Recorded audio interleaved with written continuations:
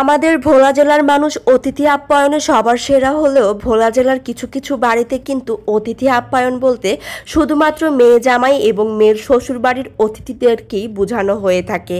কারণ তাদের বাড়িতে অন্য কোনো মেহমান তেমন একটা আসে না বললেই চলে, কিংবা মেহমানদের কদর থাকে না বললেই চলে। তাদের চিন্তা ভাবনাই হলো যতদিন বেঁচে আছি মেয়েদের জন্য মন ভরে করে যাব, ছেলেরা তো সারা জীবনই খেতে পারবে। কথাই তো আছে, আপনার যেমন নিয়ত ঠিক তেমনই বরকত হবে। হ্যালো এভরিওয়ান, আসসালামু আলাইকুম।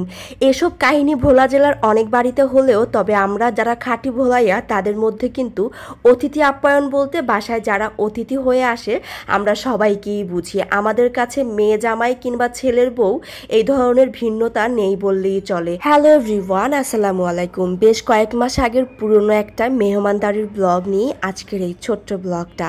বাসায় মেহমান আসবে তাই আমি খুব ভোরেই ঘুম থেকে উঠে বাবুদের জামা কাপড়গুলো ধুয়ে এখন রোদে দিয়ে দিলাম। এদিকে খালা আমাদের বাড়ির পুকুরে চালগুলো ধুয়ে নিচ্ছে, যেহেতু বাসায় মেহমান আসবে তাই পিঠাও বানানো হবে, এজন্য চালগুলো ধুয়ে শুকিয়ে তার